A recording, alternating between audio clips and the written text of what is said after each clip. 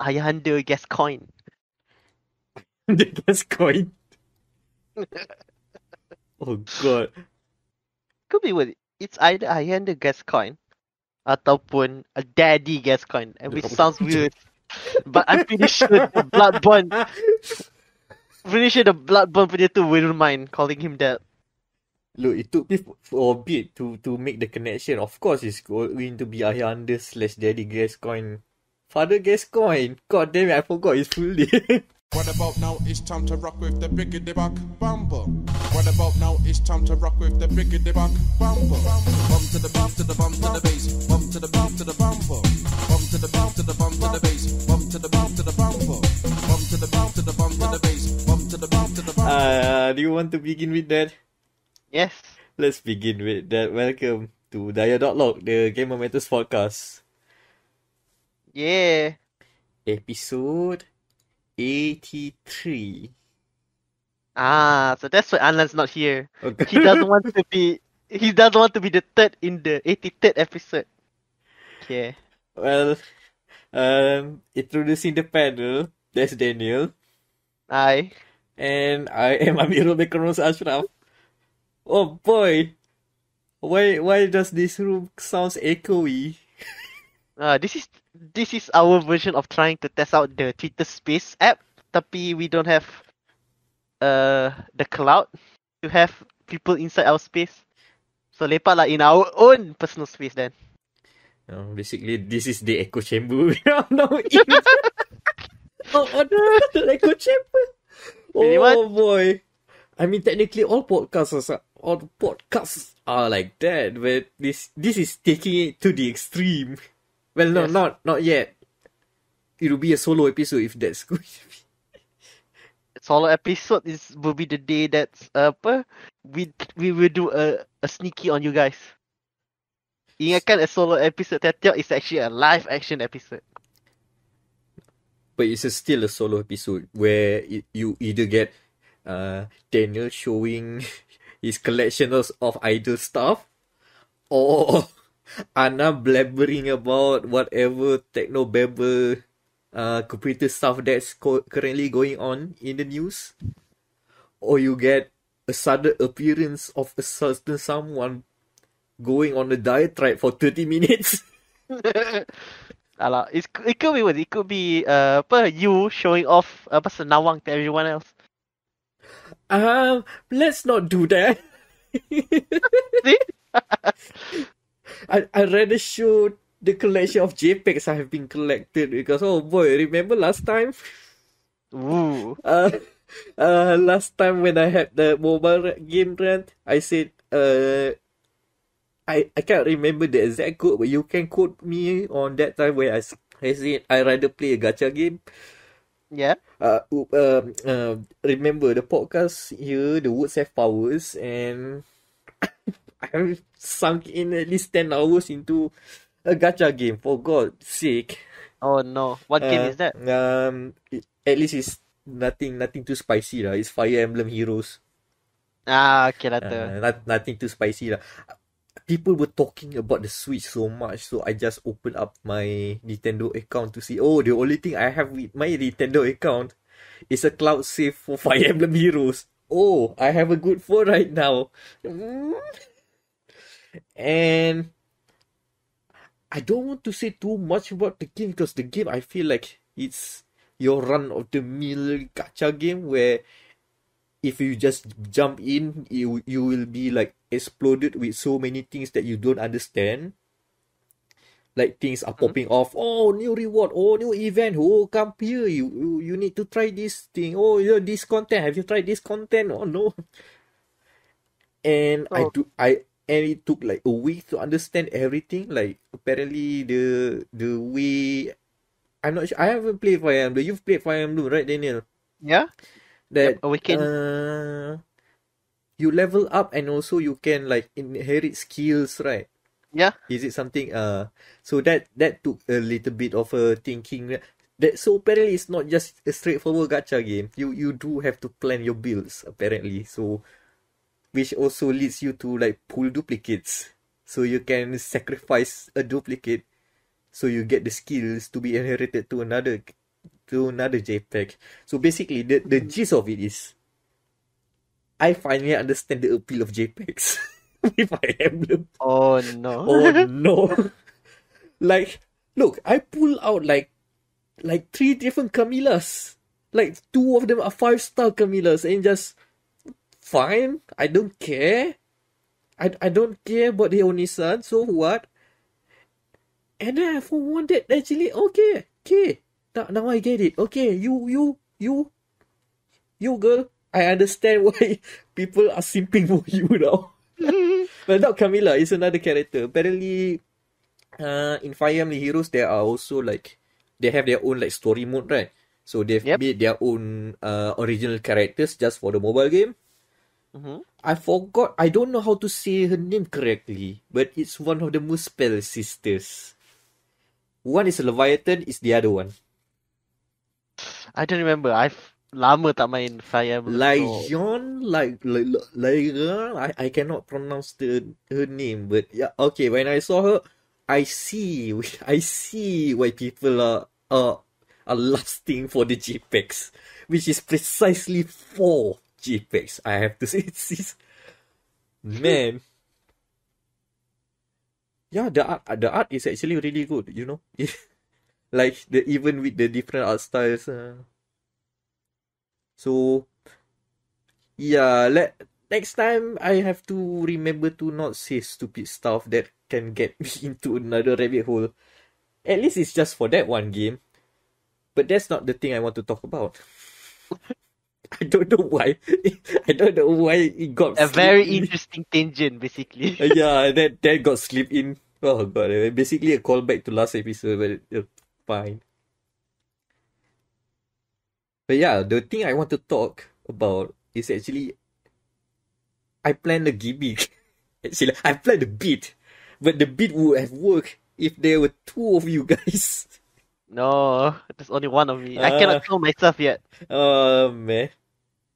Look, I even put a name. I mean, this whole podcast was conceived from the idea of a dialogue wheel. So the plan was, I would like to give you guys a choice. I have 2 topics and I only have 10-minute runtime. I do not want to put in 20 minutes. Careful. 20 minutes to talk both of the topics. So you have to pick either one. And one of them will, because choices matter in dia.log, the other topic will not be appearing anytime soon. So you'll just be left with this one wonderful title of a nebulous thing that we, in another universe, you might hear that talk. So I don't know if I want to run this bit, because we have time to talk both. But how about this? Daniel, you start first. Let's just ramble along and see where we come. Maybe we'll get back to the dialogue choice. The dialogue choice. So this is the the forced dialogue. Kalau in the game kan. The forced dialogue that you have to listen to. Yeah, this is the one that, no, please don't press A. Listen, you're here on the podcast, you don't skip the dialogue. So Daniel, what have you been playing? So since we were waiting for a certain game that we're going to talk about in the After Raya episode in 2 weeks' time, I've been doing what those people, kalau katakanlah you don't have anything to do besides, for me, my job right now, besides Gamer Matters, is to send books, which right now is stopped because we cannot send books after 7 of May, which is sad. Oof, we're back in a lockdown, baby. Yeah. Oh man. And post doesn't go after 7. Post doesn't go after 8, so that's bad. So what do you do if you have a bad luck with so many games? You try to finish them.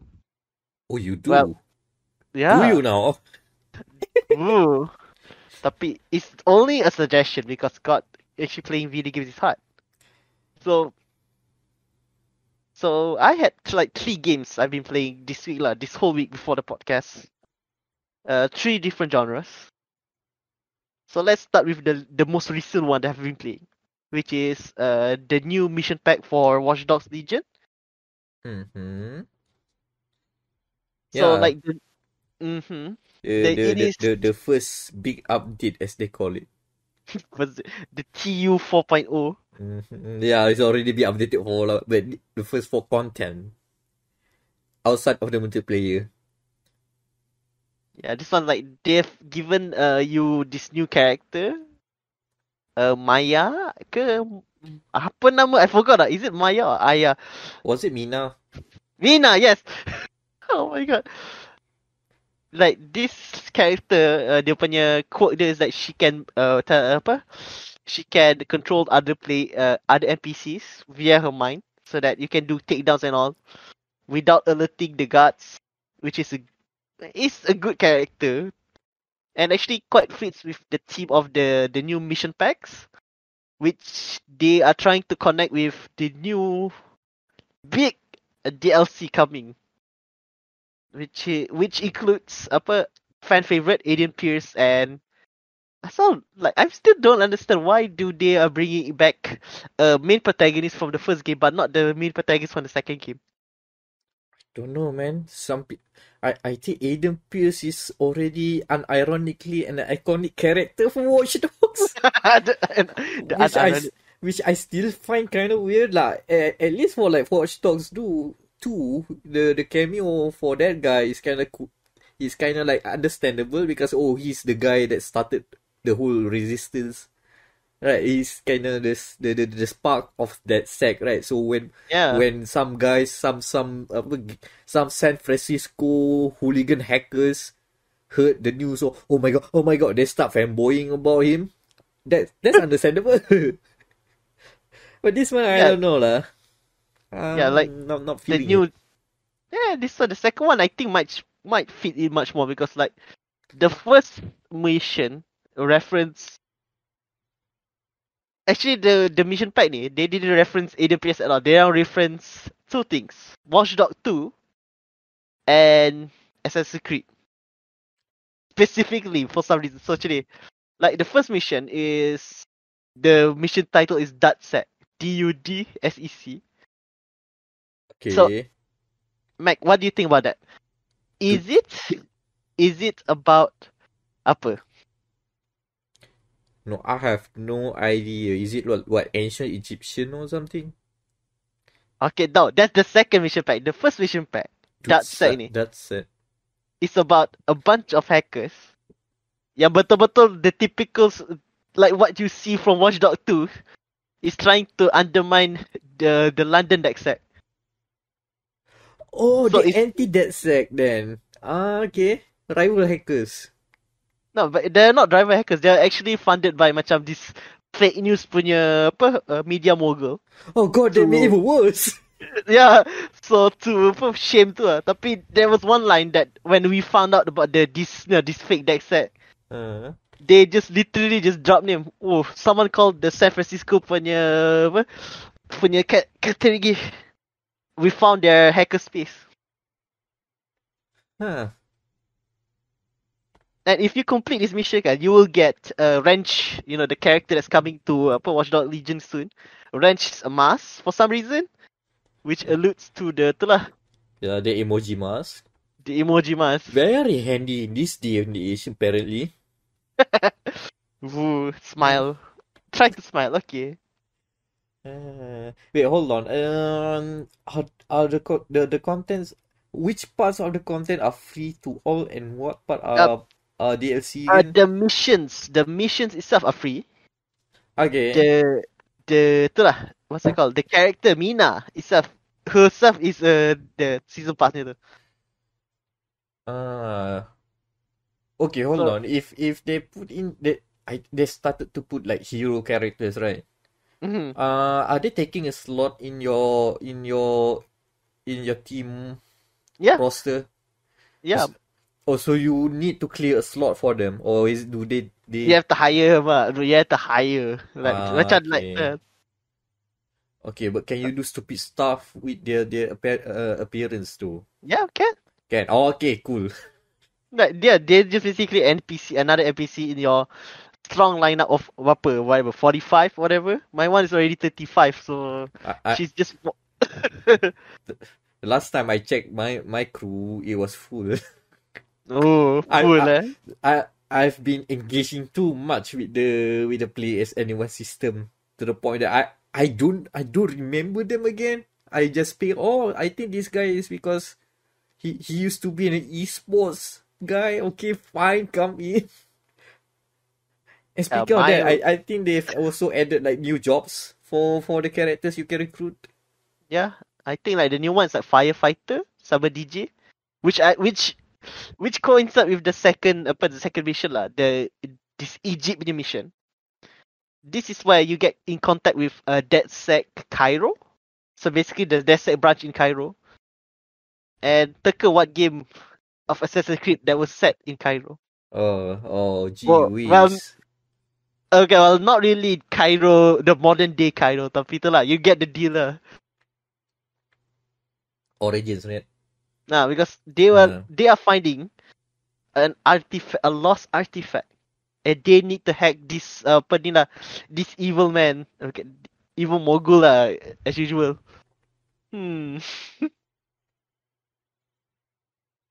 Tapi like it's nice to see derang intersecting the two series, so that it makes sense later on when the big DLC drops, where you get to play Watchdog characters and an Assassin's Creed character for some reason. Man, I we'll see how the universe of the Watch Dogs Assassin's Creed Cinematic Universe turns out. Like the next DLC, let's just bring in the Division just for funsies. Yeah, everything. Everywhere here, we are in the cyberpunk future where surveillance, everything. Back in Washington DC, people are still fighting against each other for food. In Washington DC, everyone is dying, but in London, okay. Nothing is problem there. It's just a tyrannical government. Je. Meanwhile, in capital DC, people are fighting against each other. In Warzone still, oh boy. Oh, that would be interesting. Like, imagine dapat Black Tusk into like Watchdog Legion. That would be a good appropriate basically advanced alternative to Albion, since Albion dah tak ada. As long I can be a cleaner and actually use that flamethrower. Oh yeah, they have a flamethrower. I haven't found a cleaner yang ada flamethrower yet. They just have the mob, which is sad. The mob? Oh. The mob. Just the mob, not the flamethrower. Oh, you mean actual cleaner? I mean the cleaners faction from Division. Oh, I thought... Okay, I'm already getting the IPs confused.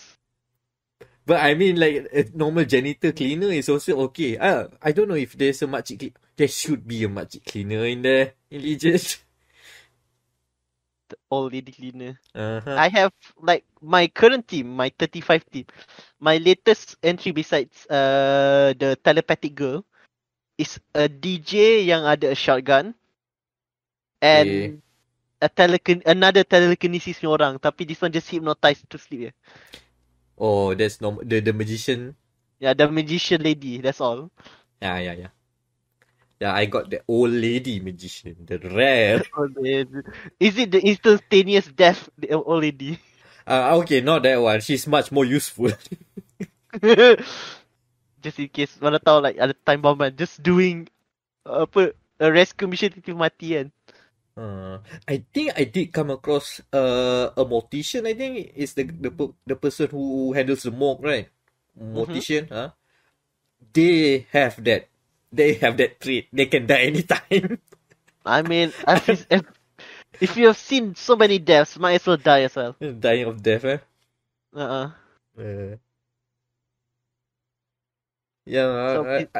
Yeah. Watch Dogs Legion. Yeah, sounds to be getting somewhere. We'll see. Oh. I haven't bought the DLC. I still haven't installed it back since after finishing that game. Never Yeah, tried it the is online stuff, so we'll see later lah when lah. We just wait until the inevitable cross-platform gaming, Wobes. yeah, Because you have to experience the drone attacks for yourself. The 15-minute drone attacks. Gila. interesting. But on the tangent of gaming, and besides hacking my way into someone's bank account, the other game that I've been playing is more down to earth, basically. Because last week, when we were not recording, I don't know, either Rockstar did an oopsie ke, atau they just went Twitter the heads and say release balik lah, because they have re-released Midnight Club LA for the price of $15. So that's like for 50 ringgit, and just let biarlah for the people to purchase. But only on Xbox. Only on Xbox. I've checked. I still have my PS3 hookup when I heard the news. Is it on PS3 though? It No. isn't. So like, is it an oopsie ke, ataupun they just no fanfare, just re-release it for for Xbox. Man. I would be inclined to believe that they are quietly re-releasing it. If it was for the two platforms, or maybe like they decided to just release on the Xbox because they knew that the PSN was supposed to shut down anyway, which did not because they have U-turned. The PS3 store is still live. I don't know, man.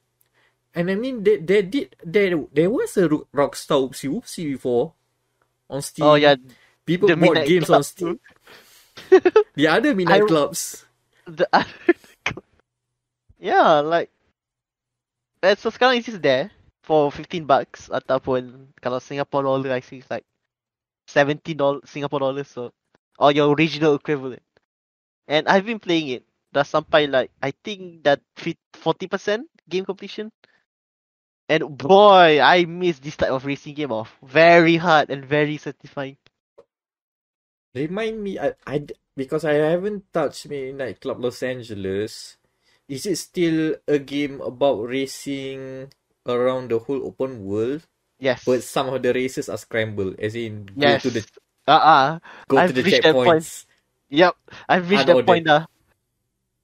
Yep, I've reached that point. It is, I think, it is a lost type of arcade racer yang memang very hard. If you don't know what you're doing, it's very hard. Yeah, it forces you to actually remember all the routes.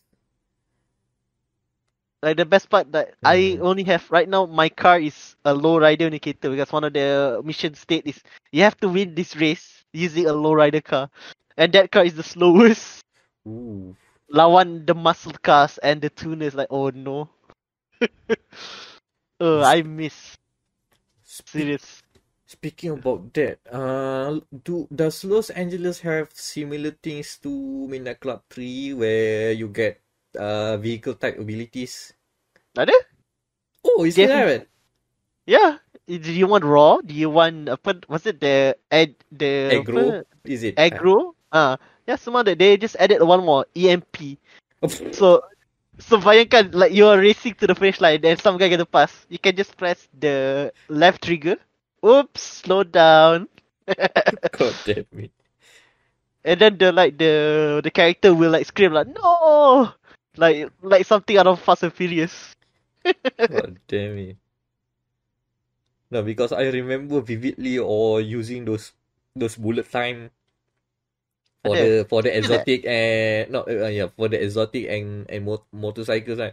Every time want to turn, bullet time, zoom. Want to turn, bullet time, no braking, just press bullet time. It's kind of similar to like Most Wanted's physics, where when time slows down, you have infinite grip. You can corner. Oh man! Wow, I think you need that lah. in the missions, like in the later races with the scramble, you need those because kat belakang. Oh, you got a U-turn. Oh boy. Have fun. If you don't have that, have fun going around a whole block where everybody boleh pusing. Yeah, I miss Midnight Club. The game, not actual midnight clubs. Midnight Club. We don't do the clubbing here. It's a shame that Rockstar is now like putting all the racing game stuff only into GTA Online. Because you know how GTA Online is a cash cow these days. So you want racing content? Good, that we have that game right there for you. Oh, imagine kan in the future Midnight Club. Imagine the last stage, instead of supercars, you get those F1 cars yang dalam GTA Online. Oh man. Imagine the Oh. crazy corners you have to do. Oh, that would be sweet. Not online though. Not online, but versus AI, that would be sweet. Yeah, the final race somehow the bad guy gives you and him F1 car kan. Okay, race me. Come on, Rockstar, just hire us. We know what this is called game design.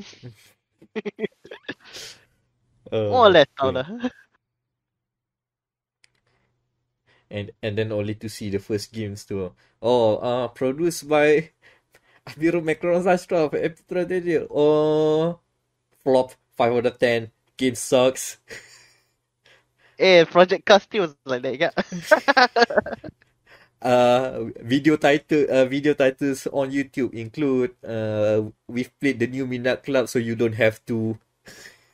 Donkey was right. Midnight Club sucks. Why did the new Midnight Club fail? Because of these two pinheads right here.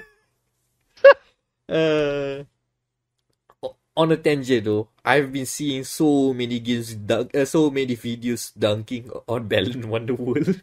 Those are references to the many Balan Wonderworld videos. But oh man, I know the game sucks, but come on guys. 2 weeks I've seen like 10 videos all dunking on how Balan Wonderworld suck. Come on. The horse is dead already. Disintegrated even. Yuji Naka is already scraped into a bus somewhere, crying. He's already in the night, into dreams already. Yeah. It's already there. Oh man. Come on guys. 2 different dead games by the way. One's good, one is just released and dead on arrival. I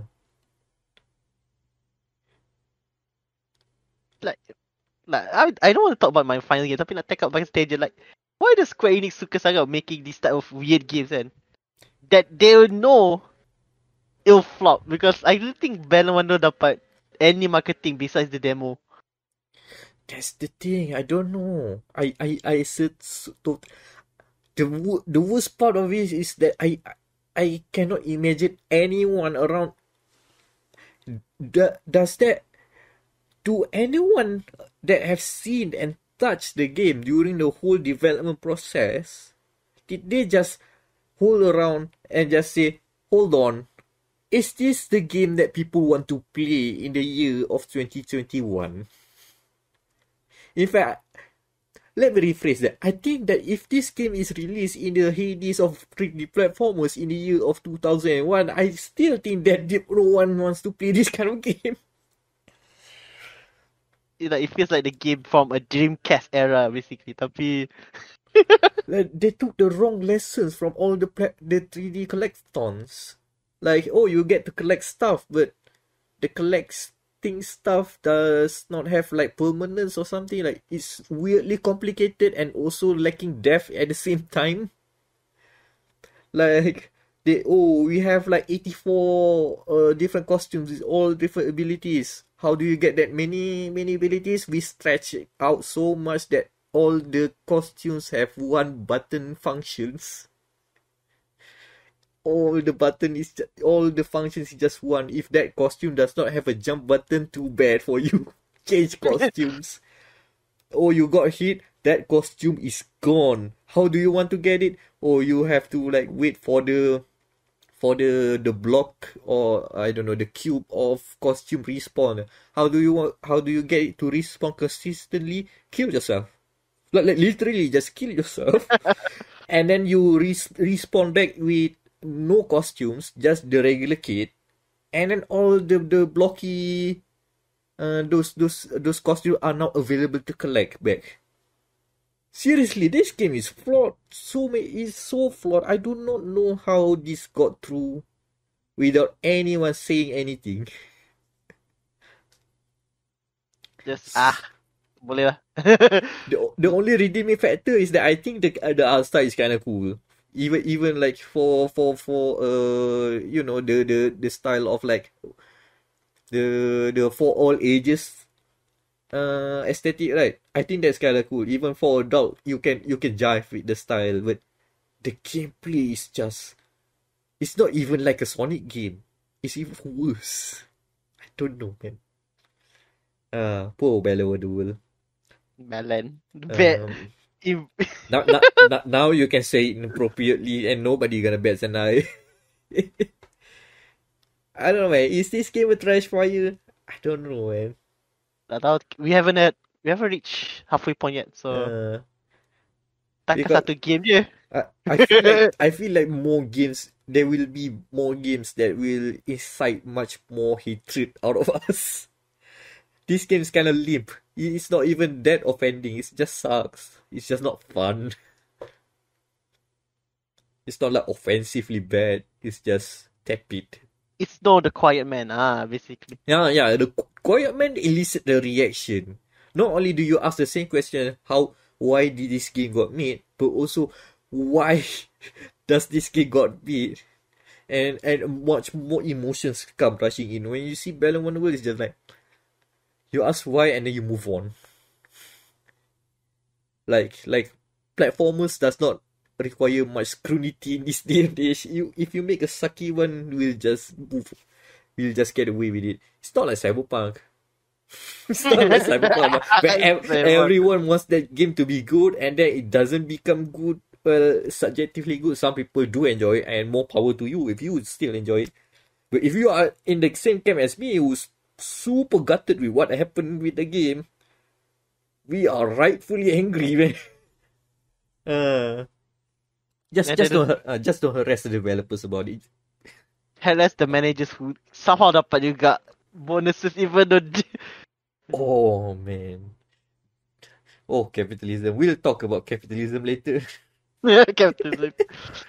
So I think that's it for the game side for me. What about you, Mac? Okay, so What games have you been playing? yeah, I'm deciding to just tear down the beat. It's not worth doing. We'll wait until another next episode or something. Let me just pick a game that I played. Also around the Xbox 360 PST era. A little something called Dragon's Dogma. Ooh, Dragon's Dogma. Some people might heard it from the Netflix anime. I've heard it's not that good. I don't know. I haven't watched it. It's not that good. It's either like generically tame, or I don't know, because the whole premise, the whole shtick about the whole appeal of Dragon's Dogma is that this is a Western RPG style of game made from a Japanese developer, precisely Capcom, precisely more the team that did Devil May Cry. So if you think that Dragon's Dogma would play like Dragon's Age, oh my god, you will have a rude awakening. This is so different, despite it being like looking like your typical D&D style of game. Or you have like fantastical creatures that outright murder people. I think it's like when I say fantasy, I mean it has a tinge of berserk in it, in a way that the monsters are not only lethal, but they are like gruesomely evil in some ways. So somehow civilization managed to just live with the ogres, the cyclops, the chimeras, Yeah, it's fine, it's fine. If there's an attack, we call in the knights. And then when a dragon appears, oh damn, there's a worldwide event there. Cool red, cool red. I mean, the whole game is right there. It's already set. When you start the game, you already know the premise of the game until the end. Your main objective is to slay the dragon. That's basically the story. Everything else, okay, you have like, you have a world to explore. Most of the world building stuff is very uninteresting. It's generic at best. So you're not here to follow the story as such. But what is interesting is that this sort of game is like, when was Dead Rising came out? When did Dead Which Rising? one? The original? 2006. 2006. So okay, so that's very early in that cycle of consoles, right? This is like middle or near end. But there's something about Capcom during this particular age where they try and make different games like out of their wheelhouse. And when they try to make games out of their wheelhouse, they don't follow your expected genre tropes. So one of the main things that you'll find weird and very cumbersome is that Dragon's Dogma only has one save slot and it has only one auto-save slot. That's the only save you get. You have no rollbacks. If you mess up, the save will continue. There is like hacky ways where you get to using mods where you can like copy and save the save file. There's no save file system basically. So let's say if you just proceed to the main quest and forgot, this is the main quest. Oh no, hold on, I need to finish. Okay. Oops, sorry. You've progressed further into the story, and the previous side quest is now not available to finish, and that may have like repercussions later on. Oh, okay. Also, if you say like you did a quest and the quest turned out badly, say the quest giver died or something, quest failed, autosave. Oh no. So what? So the repercussion is you don't get to finish that quest, lah. Yeah, the only way you get to play to finish those quests or get the things that you've missed out is to wait for New Game Plus. Oh my god. Hence, my recommendation, if you decided to go in Dragon's Dogma Dark Arisen today, first get that mod that changes the main menu music. Into the Dangan is a mood that you should put in. You do not want the generic intro music. It's still good, but come on, it's not into the Dangan. My other recommendation is to play Dragon's Dogma with a wiki open. Just read everything, spoil yourself about this game. Doesn't matter, because some of the quests are like so that they don't tell you explicitly what to do, or you don't know that there's like very peculiar things that you might miss. Like apparently there's one quest where I have to go escort a bratty kid around town. And apparently I forgot to read the whole wiki. I did that quest because there's a special reward for completing this quest. Okay, let's do this quest. I forgot to read the wiki. And then I finished and they said, I'm gonna get a good reward. One of the best rewards in the game is it's a gold idol. A statue. Not a waifu. I wish. But instead, the bratty kid gave me an empty bottle. Aduh. Basically saying I bottled the quest. And what? Then I checked the wiki. What happened? What did I did wrong? Apparently, what I did wrong is I did not follow her every step in the way. As in that instead of just walking with her throughout the whole quest, I kind of like sidetrack, go here, talk to other people, and then she said, "Hey, what are you doing here?" That basically, when that trigger, it deduct marks. Oh god. And then There's one other part of the quest where you have to like race her to a certain place, and the trick is that you need to finish behind her but very closely, so give her the impression that you are giving a full, All you can. you doing, you pulling your all, putting all the effort, but you just come short. Rather than if you beat her fair and square, no, she'll hate it. If you basically don't run with her, she'll hate it as well. So you need to, god damn it, how do people know this without the wiki? Trial and error. Oh man. Apparently there is the developers did think of something, and that something is called the pawn system. So this is, you create your own character, and then for every game of Dragon's Dogma, you also create your own companion. This is a pawn, like yes, a pawn where they are basically your AI companion, loyal to the end. They'll follow your every buck and order, and they will learn the quests and the enemies and the places you go. So basically, when over time they will get better, more experience, and they will give you tips and tricks to complete quests, to defeat enemies, such and such. That's the idea. That's the principle. But the execution is that you'll get them just spamming the same lines. No, master. Oh, the goblin is weak to fire, master. The goblin weak to fire.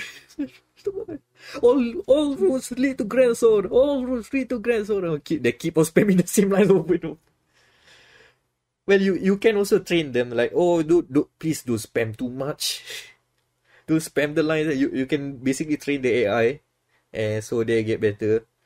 But the thing is that the AI don't give you those very specific hints for some of the quests. They'll just give you like, oh, I know the place. Oh, you should ask this guy. And that's it. Rather than I expected like a much better guide. And the trick, the gimmick is that, oh, you can also recruit other pawns from other players. So if they are further up into the game and they have pawns that are more experienced, and not only they are more powerful, they also will help you, guide you, basically play easy mode lah. You don't know where the quest is from here, because the quest is designed purposely to be obscure. So sometimes you just confusing. So sometimes like, oh, you should go talk to the people in the town to find out who the conspirators are. That's the only thing that you get from the objective. How you do it? You can just barge in everywhere. Or if you have a good pawn, they'll just point, oh, maybe talk to this guy over here. They'll point you to the way. But they point you very generic stuff, and sometimes they don't work as expected. So the AI is kind of rough, but I still like the AI system. I just like to see the crazy abominations that people make. You got your dwarves, you got your giants. Oh man, it's a nightmare sometimes, but you have your cool ones, the ones that, oh, they fashion their pawn very. Oh, by the way, someone did call their pawn a pawn star. I should mention. Of course. I should just mention. It's obvious. But that's the thing. Dragon's Dogma would have not stand out if it plays like your normal D&D game, your normal RPG game. But because of those weird quirks here and there, makes you think, oh, okay, it has a little bit of character. I say about Dead Rising because remember that Dead Rising was interesting because of the same limitations. Like, you have limited save slots. You have a timer that you need to work with. If you miss the timer, then that's game over, period. Or you'll miss all of the quests. But when they did Dead Rising 4, they've just basically ironed out all of the weird quirks and features. And what did they made? A generic game that no one wants to play. It's even worse than the generic game with the weird quirks. Oh, shame. Yeah, it reminds me of like, you know how Dark Souls don't play by the rules, right? Yeah. If Dragon's Dogma is getting a sequel, which some people believe that it may come soon, I don't know. Let's just wait and see. I mean, this game did get a Netflix series, so there might be interest for a new game. I want to see the next Dragon's Dogma to not play by the rules again. So, like, keep the weird, or maybe not the save system. At least give you a manual save slot lah. I want a manual save slot. But keep the weird like pawn system where the quests are not as clear as you thought, and you have to like wiggle around and find. And also keep the weird fast travel system, which technically on launch, is very limiting. To the point that, the way you get the way you fast travel, you have to use a consumable, and the consumable is very expensive. People hated that, so that by the expansion Arise, which is the current version of Dragon's Dogma, is come standard now. That consumable is now a permanent item, so now you can just fast travel anytime. But there is still limitations, because you don't get to fast travel everywhere. You have to. There are like the main big city. You have a fast travel place. But if you like want to fast travel to a dungeon or something, you have to carry they call it a port crystal. You have to carry this lugging heavy of an item, and then place it somewhere on the world, and then that becomes a fast travel point. You have to set it on your own. Otherwise, you're gonna hike every time to that place. So for Dragon's Dogma, it turns into Death Stranding. It's literally like a Death Stranding, because you know that you really you walk a lot in the game, and apparently it is made much more bearable, because the world might look like an open world, but it's actually lots of long corridors. This makes that each route. Like, you want to go to from this town to the main city, right? Okay, you go this straight, and then you turn right, and then you go through the cliffs, and you will memorize the paths, which is, I think, is actually really cool, rather than like put an open field and then just put a waypoint and travel there. I prefer Dragon's Dogma weird sense of level design. But the problem is you're going to hike a lot. And the enemies are kind of repetitive in terms of it should be much more dynamic the world, but it's not. Like, if you go to this, I mentioned about, you remember each path, right? You also remember each goblin that appears here, how many, which one that will jump scare you. You know everything. It keeps on respawning every day like that. God damn it. But yeah, Dragon's Dogma is interesting RPG. I haven't touched about the combat system. The combat system is fun. It's not quite DMC, despite the connection, but it's very active. I played a ranger, and basically with bows and arrows what some of the abilities, like, I can pull in simultaneous arrows in a wide arc. How come this sounds like a shotgun? I can charge my bow to a certain period. Boom! Why does this sound like a rifle? And then I change it. There's also hybrid classes, so I can be a magic archer, which has like magic bow and arrow. The bow and arrow, when you become the magic archer, has a lock-on system. And you can shoot basically like multiple beams of light, which is basically like a missile. It's kind of weird, man. I kind of dig the combat. Also, you can climb on stuff or monsters, kind of like Shadow of the Colossus. Ooh. Or kind of like Monster Hunter, if you think about it. The basis for the current day Monster Hunter. Like, combat is not quite Monster Hunter. Okay, Monster Hunters on one side, DMC on one side of the scale, right? Dragon's Dogma lies in the middle. It's like it's not like too slow, it doesn't have like too long of an animation, but it also very forgiving, not like Devil May Cry where you really need to know your combos. Like there you can play it fast and loose. That's Dragon's Dogma. Dragon Dogma. Woo. Yeah, also the main meme lyric from Into the Dangan, right? The wind is pushing me, right? It's a literal mechanic in the game, you know. There's one passage I mentioned about memorable pathways. Right? One of the pathways has like wind that will push onto you, and if you are a heavy character, you won't be affected. But I play as basically as a ranger, right? A rogue, a magic archer, which has supposed to be carrying light stuff. Oh man, the wind is really pushing me, man. I struggle to get through the canyon. There's a system. There's a weight system, like Dark Souls. Do you want to go to the news? Yeah, let's go to the news. Because I don't know, we can ramble anymore. We can ramble. Yeah, it's a good ramble. I'm not gonna lie. I mean, By the way, a ghost has entered. Oh, God damn it, shit. Wait. Siapa tu? God damn it, I didn't realize Anan is here. Sorry guys, I was asleep just now. Yes, lah. Yeah, but I didn't realize. In which part did you make your ghostly entrance? Because I didn't realize in the room.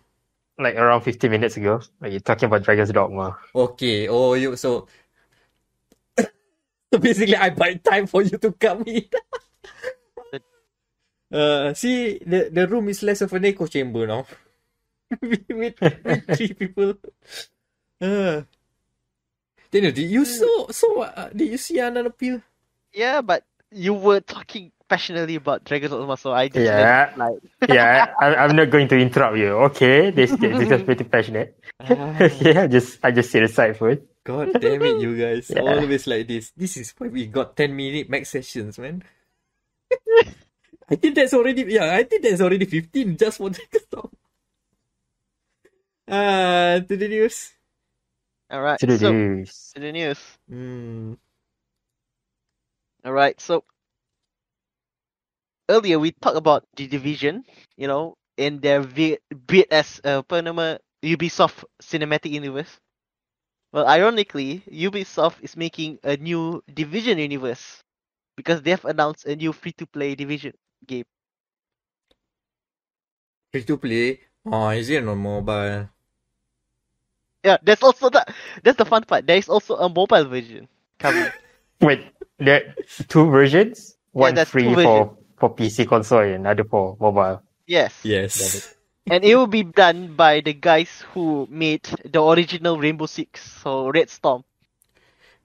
Essentially, the OG Tom Clancy. Yes. I mean, not Tom Clancy himself. He's sitting in the grave down there somewhere. Rest in peace, that guy. But yeah, they are the team that made the first few Rainbow Six games. And in their current guys, they have been like support. There's a support studio for the many Tom Clancy games, including Division. Support studio sounds like a dirty word right now. I mean, look at Reflections. They are still around and in Ubisoft, but they are not making rival. Ooh. Let them do that, cowards. But yeah, okay. So I don't know, Red Storm. The last game they made was Ghost Recon Future Soldier. Which is it okay for you, Matt? I did not touch the PS3 Xbox 360 era of Ghost Recon, so I have no idea. I remember Ghost Recon, the PS2 games, to be weirdly tactical and unforgiving. Yep. That's the PS2 ones are also done by them. So, imagine this Division being a tactical shooter. Surprise! It's a tactical shooter all along. Nah. I would be surprised that the new Division games won't be an RPG. Now that's the interesting thing that I want to ask. Would the Division continue to be an RPG, or are they just going to do a straight shooter? A battle royale RPG mess. Hold on, when you say battle royale, remember the Division had that mode? Oh, the survival mode. Yeah, That's for technically the first battle three. royale. Yeah, that's a good premise. Kan, the blizzard, 4 teams have to survive. If they expand that for this free-to-play version, it might be quite interesting because people love playing these 4-player multiplayers now. I mean, Division. I mean, Destiny just bump up the friend count from 4 players to 6 players recently. Ooh, okay. So more players to disappoint.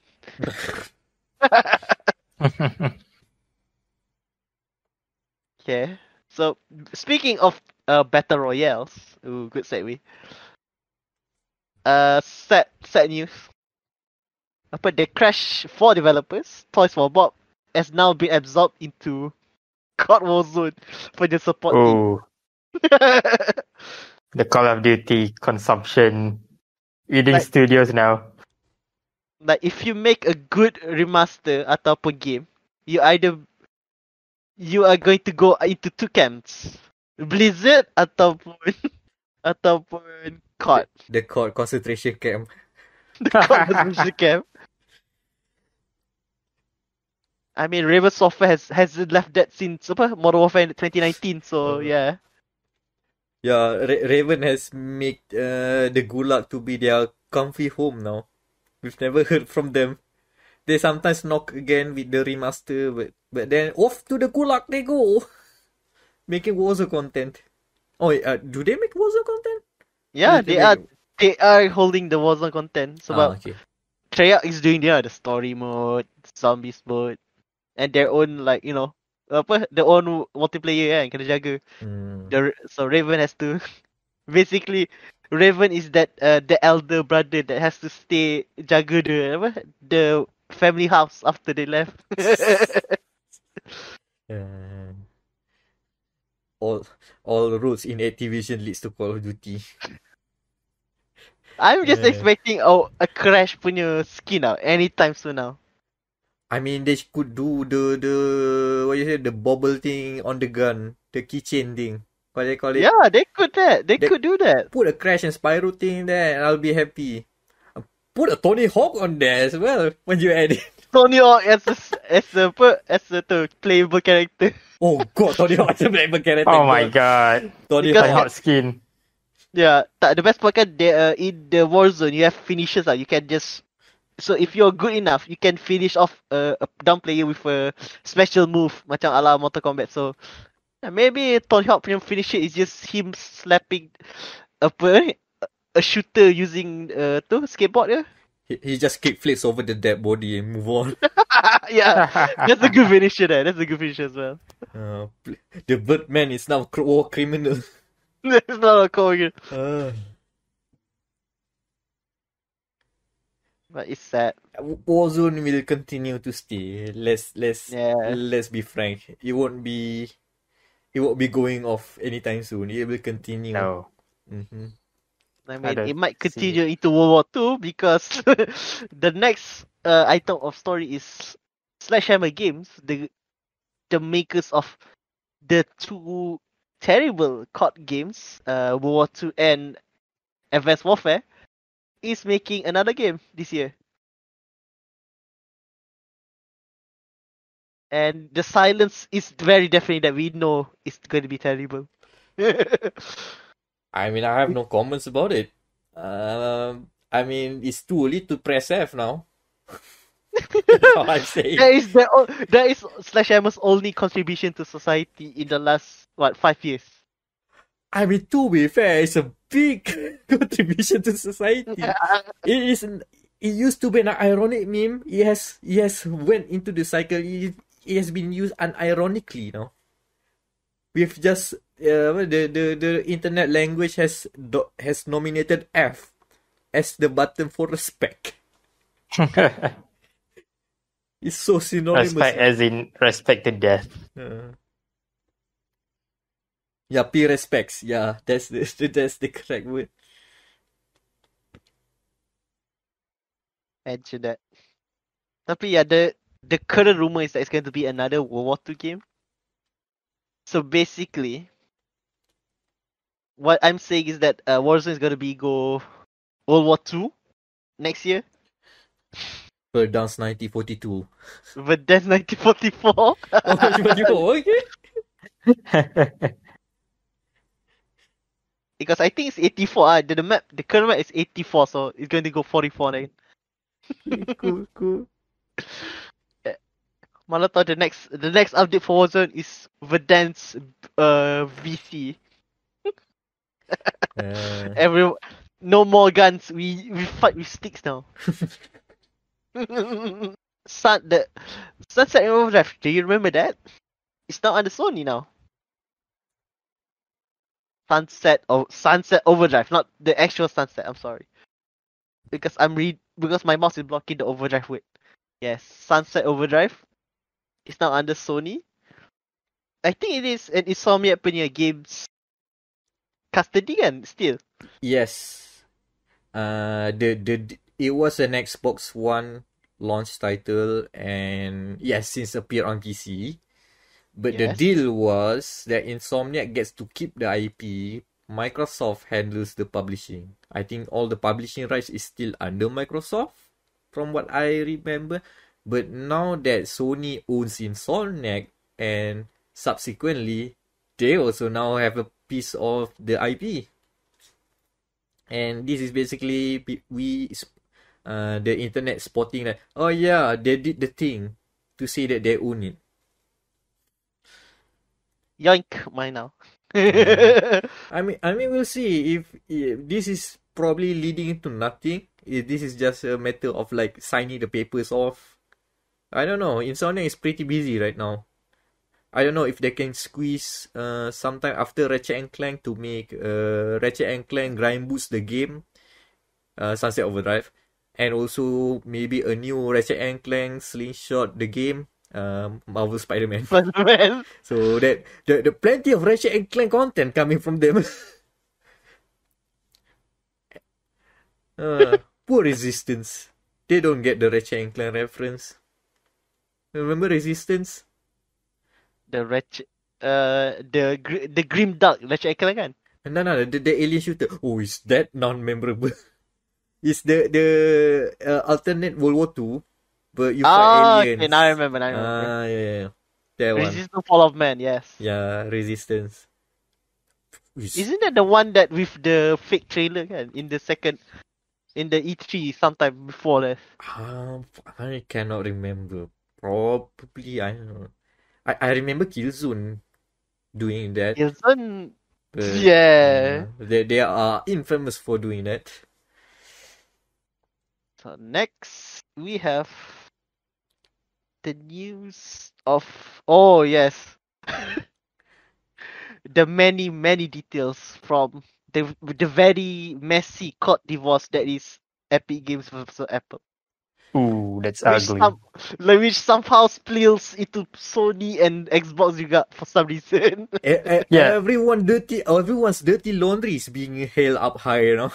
Yep. It's like, this is probably one of the most significant court case in a while, because the game industry is pretty secretive.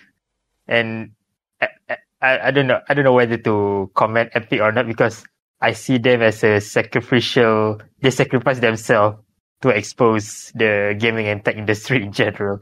Like, holy shit, these guys! It just taking frenzy damage each and every question. I mean, my goodness. I mean, the small details of kids screaming "Free Fortnite" appeared during the court readings is very small, considering the many juicy details that have been hard confirmed. Yeah. Like we all kind of assume that the consoles are sold on a loss, and they make it up from software, right? From software sales. Yep. The court case confirms it. Xbox never made money from their Xbox. Yep. That's Yep. why they take the 30% cut. Which is the thing that Epic Games try to like they use their expose to make a case and guess, look, Apple, you can have your 30% cut. These guys can because they don't make money from the consoles. You make your iPhone for profit. Something like that. Something like that. Yeah, so that makes sense. Yeah, I mean, at this point, how do I say this? I mean, looking at the details, and then even alongside Epic, they sort of have a same mentality as other publishers, platform publishers, in the sense that if you break the rules, you get the boot, right? Same as Apple, but at the same time, looking back at the I think Epic main argument is that, oh, you're charging too much. I think that's the very basis of it. You're charging too much, and then all the others are just sprinkles on the sundae. So I think the very intention of wanting Apple to lower the price is sort of valid, I guess, because they are de facto monopoly, at least for the iOS platform. So why not just reduce a bit? Because they are earning money hand over face, like billions, only on the App Store profit. App Store profit billion. I think they can afford to lose some. Yeah. I don't know. But then, Yeah. but the other side is that when you give Epic Games to win, oh boy, the Fortnite cash cow money is like what, 8 million, 9 million they reported in the last 2 years. Yeah. Billion, yeah. They're gonna be even bigger, and then they become the devil. Because I like I said, I am intrigued in where the court case will go, but all those messy details that got confirmed is kind of cool. How much did Epic spend just to get those free games? Also exposed. Yeah, exposed. Oh everything. man. Not everyone gets the same fair detail, same fair of cut. Some developers got a bigger cut because of they managed to bring in more new users into the Epic Game Store. Like I think like one developer, I think it was the developer from the Subnautica. Yeah. They got like 1 million USD from the deal. And then some of them are like getting like 20,000 in comparison, which is wow, massive gap. The F1 Yeah. team salary cap doesn't Yeah, it doesn't work. Uh, Yeah. You know, I mean- you know how like in the workplace, right, where the unions keep on saying about, oh, you should disclose your salary with each other so you'll know how these guys are paying. Because if you keep on doing that, then you'll see, oh boy, the disparity of the payment, how this corporation looks at you. This is basically that in video game form. We are seeing. Look at how the disparity of the games and the money they got from the Epic deal. Yeah. It's a lot. Mm-hmm. Yep.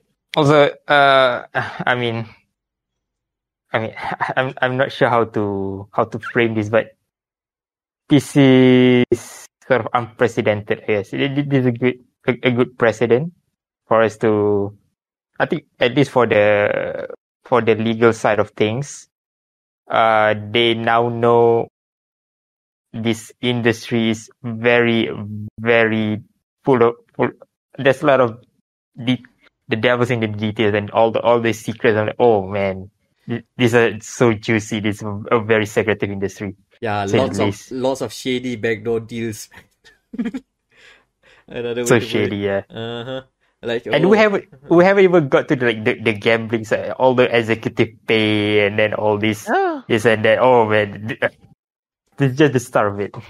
The one thing I want to brought up during with this case, right? You know how the crossplay wall got broken down? They pay Sony. Remember how Fortnite was the one to break the wall of crossplay and welcome the PlayStation to the whole family of cross-platform play, right? Yeah. You know what? It was not socialism. It was all about the money. Capitalism brought the Fortnite crossplay wall down. It was always capitalism. Just like in real life. Man, apparently to get Sony more enticed to do crossplay is that this is not just for Epic. This is a policy for all other publishers that use crossplay. They've put I forgot the name, the crossplay revenue share or something. I forgot more like that. Let's say. Which is basically a guarantee that if a certain percentage of sales drop down, if a percentage of sales drops down, the publisher have to like reimburse PlayStation the money, as in like, oh, we have like 100% of PlayStation gamers here. How much of them pay money to other stores? They have the data for you. If say like less than 85% of them spend their fun bucks, their V-bucks on iPhone instead of PS4, okay, Epic, pay us back the lost money to a certain percentage. Basically guarantee them that they do not lose money from enabling crossplay. And the best part is, Sony is the only one doing this. Juicy. Oh yeah. I mean, this is like, I don't know, scummy at best. It's not illegal by any means. It's not illegal. This is damn it, Sony. You just want more money. I mean, at the end of the day, this is just business, man. Yeah, this is business. And that's the thing. When the stuff that the things that you see as goodwill, you see as prosperous for the gaming industry / the making the gaming ecosystem much more better. It all has to do with the money aligning somewhere and somewhere. Yeah. Someone has to pay for something. Yeah, it's always gonna be. What I'm saying is capitalism broke down the Fortnite crossplay wall. Yeah, capitalism did brought down the Berlin Wall, so not surprised. So I mean, continuing the meme that time that when we broke the news about the Fortnite crossplay, right? Gorbachev is now swimming with not only Pizza Hut money because of the ad deals. Like seriously, that was a thing. Gorbachev did ad deals for Pizza Hut. Not only that, he's also swimming with V-Bucks. Man, I've planned this beat, man. Yep. You planned all this for Gorbachev joke. The joke of Gorbachev. I mean, this is the Gorbachev gun. The Chekhov gun joke. It came back. I should put a link on the episode we broke that news and did that joke. No Christian, no swearing in the Christian Minecraft server or something. Good times. Wait, how long was that? 2 years ago? Yep, 2 years ago. Oh, God damn it. Man, you really like to bring a joke close at heart, even though it was 2 years old now. Hey, a good podcast always has running jokes. Even if it's a marathon, I will make it run. It will always come back. Something will always come back. Any more? Do we want to squeeze more juice from the court case here? Do we want to squeeze on more apple juice? Squeezing more apple juice. I'm surprised that the most profitable platform is PlayStation. So I guess that's why even though they are the most profitable platform, Sony still like, give us the cosplay money, please. Oh yeah, to make it even more, to give it even more context is, Sony is being hard carried by PlayStation. Yes. The majority of their revenue and they're not making profit, so to speak. I mean, relatively speaking. So Sony is pretty much their profit center. PlayStation is their profit center. Their TV is losing. Their smartphone is pretty much non-existent. Camera barely exists outside of the enthusiast scene. Yeah. Basically that. Yeah, that's why they try to make a car now. I don't know if it goes anywhere, but It's going to be like the Apple car. It's just going to travel. It's going to fail. Tapi they can say, "Oh, we tried." we Yeah, try. yeah. I mean, if Sony, let's say they make car, they will fail because one of the I don't know how to say. Sony has a fetish with proprietary stuff. They make proprietary cards, Oh no! Vita cards. Oh my god. I don't know, Vita Nightmares memory stick news. Pro Duo, and then what else? They love proprietary stuff, even like things that don't need proprietary stuff. I mean, if not for the SD or the compact flash standard, we will still have proprietary Sony memory card on their device now. God damn it, Sony. They still stuck in the 80s and 90s and 2000s format wars and in the storage wars, even until now.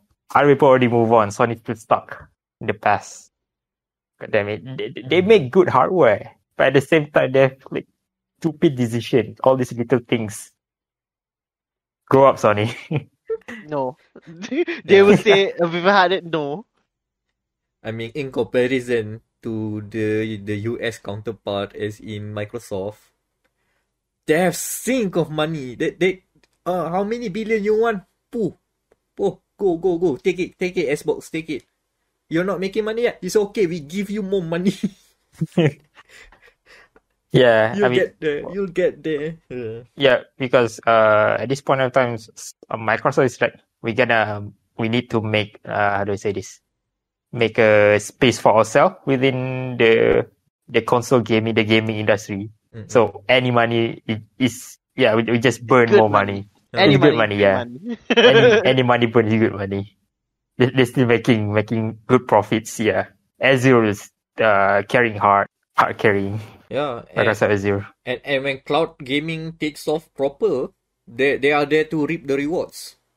Yeah. They want their servers business to go and to go make the money. So that's one reason why they are willing to like, okay, let's put the games everywhere. We can take the good we can take the financial damage here for now, as long as we get the big win later. Unlike Sony is fighting for every survival right now. That's why they are so precious on their whole of the gaming sphere right now. Is this why derang ada basically, because this is like recent news. They are going to remodel release a new PS5 version that's coming out next year. Like immediately.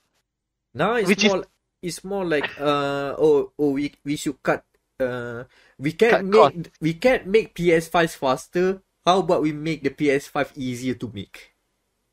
So we can make it faster. Big brain move. Like I don't think that the PS5 will move from the Wi-Fi air purifier design when the next version comes out next year. It's more like the version 1.1. They tweak a little in the bit at the back, in the insides, just to make manufacturing easier. Imagine they did the PlayStation 3 style. Oh, for this version, we're going to remove the PS4 capabilities. Oh, that would be stupid. I don't know. They've done that once. Yeah, you can rule them out. Yeah. Yeah, I think that news is going to be just minor stuff in the long term. I won't expect it to be major stuff. Yeah. It sounds major because redesign, when probably just we just move the wafer here a bit. We just cut the microchip. Wafer a bit. We just cut the PCB board a little millimeter shorter or something. Like maybe use thermal paste instead of the more expensive liquid metal. Yeah. Just saying. Yeah. Because liquid metal, how does it, for the lack of better term, a catch-22. Because you get better cooling at the same time you're sort of destroying the silicon itself, the chip, and the cooling. What about just use something that you already used in the past 3 generations without issue, and it's cheaper now? Wait, hold on. Have there been videos of people removing the liquid metal and using normal Yeah, thermal just paste? one. What the guy named Trolix Fix, a YouTuber. Oh yeah, that guy. The Yeah, fix everything guy. Yeah, yeah. that fix guy. Was it okay? I forgot how that He video removes turned out. it, tapi open balik okay lah for now. That's the main thing I'm thinking is it maybe liquid metal is too integral to the design? I don't know, but they probably like cut corners on the less intricate stuff. A cheaper fan, Yeah. cheaper materials. Something Cheaper like that. capacitor. All these little things that people don't care. Instead of using Japanese Nichicon, they use some Chinese capacitor. Not saying Chinese capacitors are bad. I'm just saying it's probably a low quality, a low type. And lower as in like maybe a negligible results when Yes. when it turns into a PS5 and it lands into people's hands. Yeah. I mean, it will last the expected lifetime of the console and no more. And just within spec, yeah. Just a little bit. They just nudge it. But yeah, I don't expect it to be something major, but we'll see. And I think I just wrap up with the final Sony-based story. Well, since there is no Bloodborne on PC, Sony is now under legal attack over the PS Store exclusivity. God damn it, you stretch this one a bit, man. Yeah. That's the point. That's the point. Man, back into the court we go. Oh god damn it, can't escape the court now. Like I think this is because the fact of like the game, not really games like Bloodborne. It's more like, the Marvel Avenger games that we don't want to play, being cut half because Spider-Man it's a Sony thing, so they don't want people to play the Sony punya character. Let me see. I think there's a very specific reason why this lawsuit came to be. I haven't read it much, but it's not about the game being PlayStation exclusive. Yeah. That's a different thing. Yeah. I can just quote it because I'm reading it now. Sony's monopoly allows it to charge super competitive prices for digital PlayStation games, which are significantly higher than their physical counterparts sold in the competitive retail market, and significantly higher than they would be in the competitive market for digital games. So basically, it's more expensive in digital. Am I having it right? Yes, because the only way you buy digital games on the PlayStation is on the PlayStation Store, which does not make sense at first until you figure out that for like say Steam, you can get Steam codes not straight from Steam. You can get it from other resellers, say Humble Bundle. Yeah. So that's I think where the lawsuit comes from, which is very specific to a certain market because we don't get any digital game sales via shops here in Malaysia. Everything is totally digital. That's one, but that's illegal. Yeah. The money laundering. Oh, no. The only thing that you buy codes are for top up codes, as in you want store credit. You want the 7-Eleven PlayStation Plus codes. But like for games, digital code for games sold or at retail or at other resellers, no. Nope. We don't have GameStop. We don't have anything. Not anymore. Since 2019, I think. Yeah, this one is very particular lawsuit. I'm not comfortable with commenting more about it. I just want to see it unfold. If it involves us getting like a coupon, okay. Probably no lah. It won't be applicable to us here. Of course, as usual. Of course. So we've talked a lot of court cases. So I guess we could squeak one more news bit in it because at the day of this recording, we've got news. Ooh, New what game. news? There's a Ooh. game about going to court Oh, and investigate a murders. is that a Japanese court? It's Japanese court with a high rate of prosecution. and also the same game where you go undercover to a high school and do dance mini games. What? and, Why did you stick to high school of all places? and play skateboard. Like legit skateboard tricks on a half pipe. And do boxing. And okay, great. The name of the game, Lost Judgment. They've lost everything. It's the sequel to the Yakuza spin-off game, Judgment. They just announced Judgment. They just announced a new sequel for the J-drama investigation thriller. What else? New mini games. You go to high school. Yeah, for whatever reason you go undercover at high school while still wearing that black jacket. I don't know why, but that's just a silly reason for them to do silly mini games and silly side stories called school stories. So yeah, basically, remember that when I say Yakuza Like a Dragon, it's kind of like Persona. I didn't expect them to go this far. They've made a high school game. They've just taken the people new feedback. School persona and adult school persona. Okay, we'll do that for you. Oh, you play. For you.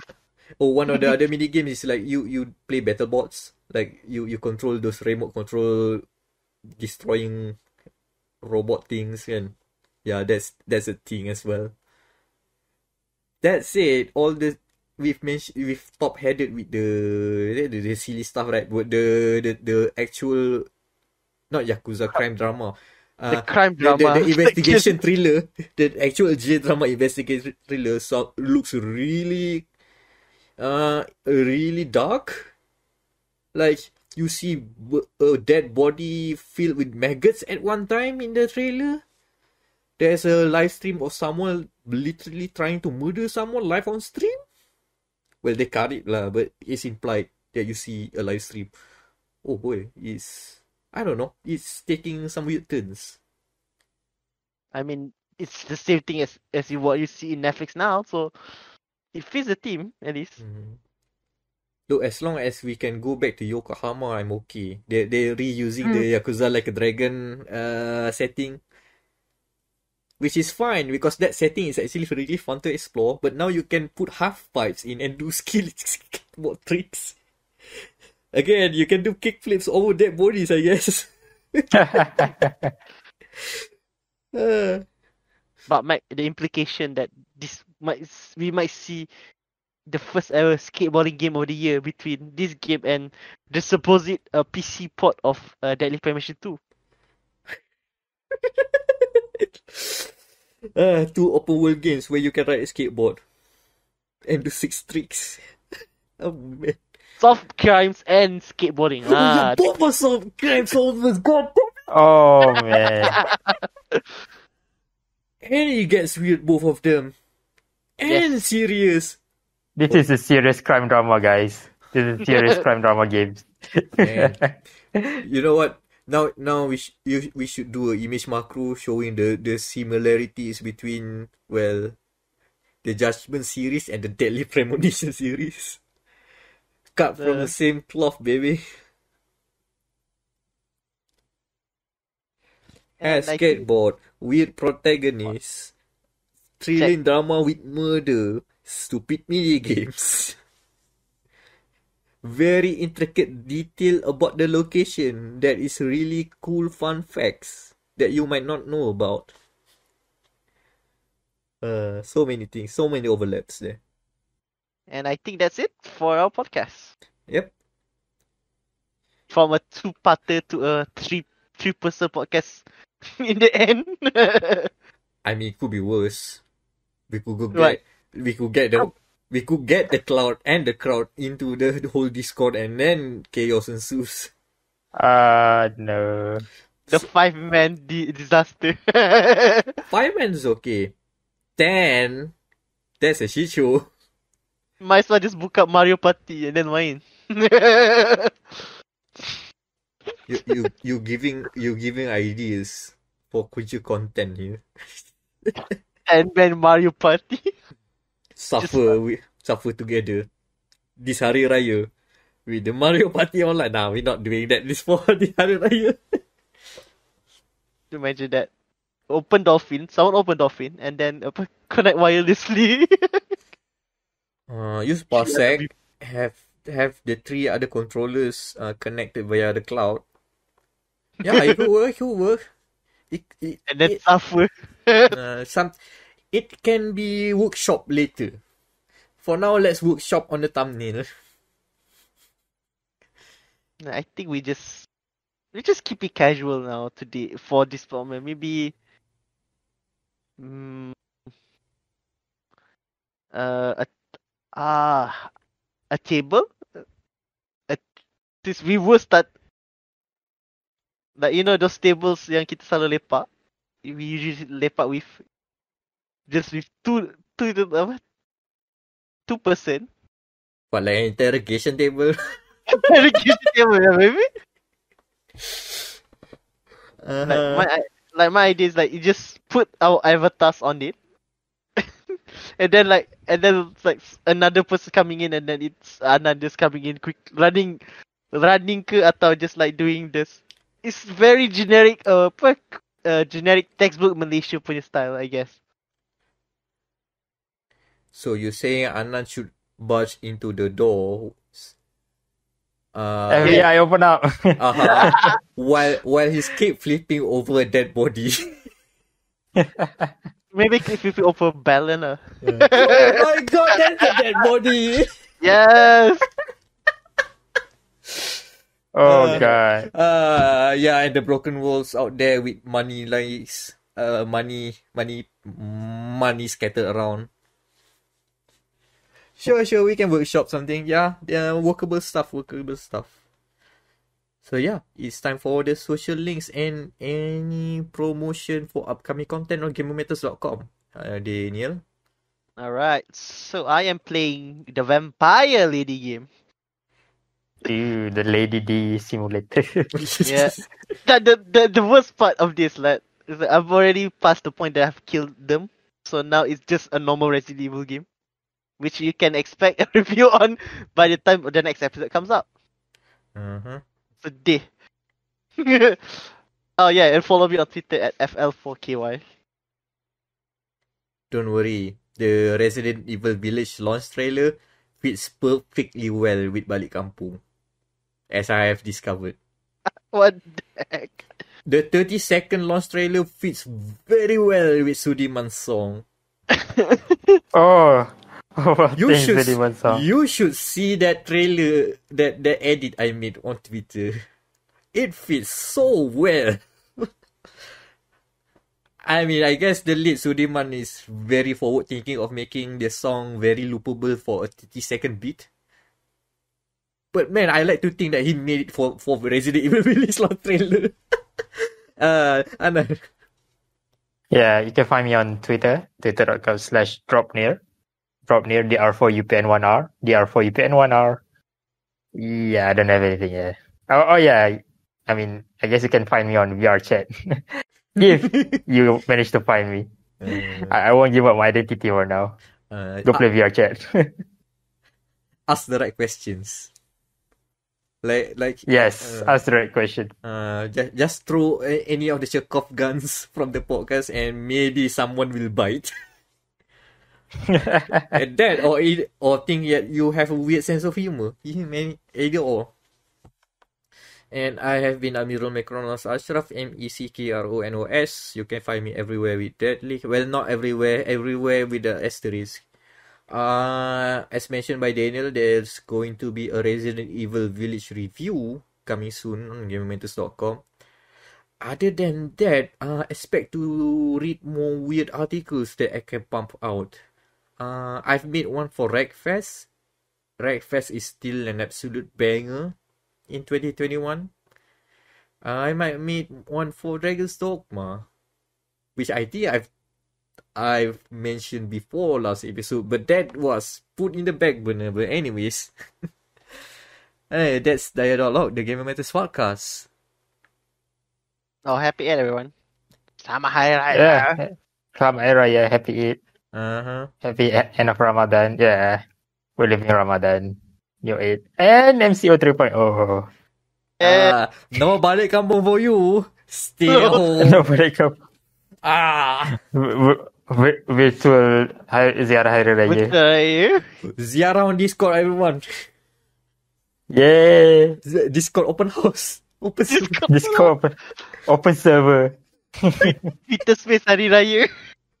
Oh, wait, we're shopping new content now. I think this one is for real. What about now? It's time to rock with the biggity back bumble. What about now? It's time to rock with the biggity back bumble. Bump to the bump to the bump to the bass. Bump to the bump to the bumble. Bump to the bump to the bump to the bass. Bump to the bump to the bumble. Bump to the bump to the bump to the bass. Bump to the bump to the bumble. Bump to the bump to the bump to the bass. Bump to the bump to the bumble. Bump to the boot to the boot to the boot boot. Bump to the bass to the bass bass. Bump to the boot